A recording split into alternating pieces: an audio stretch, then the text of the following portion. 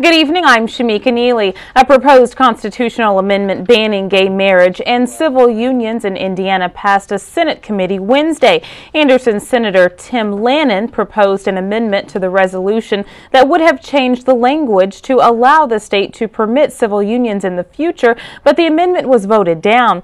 Lannon and East Chicago Senator Lonnie Randolph say views on gay marriage are changing rapidly across the country, and Indiana's amendment would prohibit change.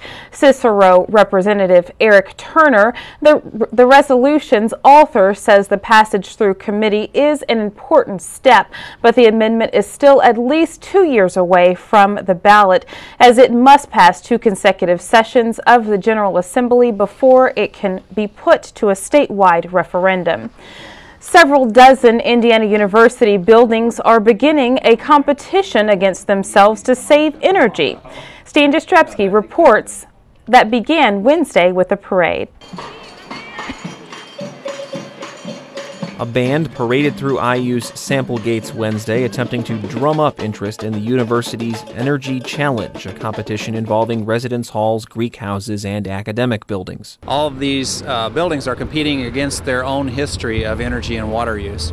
So for the past 3 years, we've monitored their energy and water use, and they're trying to beat their average, basically, and the biggest loser wins. Brown says the competition is tracked twice a year in order to constantly renew momentum in the project, but residents of some buildings, he says, have voluntarily begun to reuse their conservation plans even after the competition ends. We have had some stories from Greek houses, for example, where they saved so much during the energy challenge. They said, well, why don't we do this year round?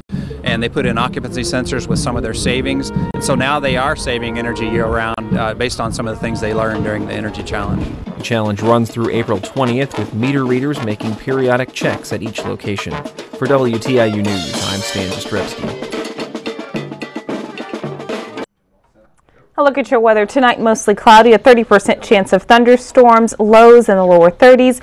Tomorrow, much colder, partly cloudy, highs in the mid 40s. Tomorrow night, partly cloudy, lows in the lower 20s. And looking forward to your 5-day forecast on Friday: mostly cloudy with a 30% chance of rain, highs in the mid 40s, lows in the mid 30s. Saturday, mostly cloudy with a 30% chance of rain, highs in the upper 40s, lows in the upper 20s.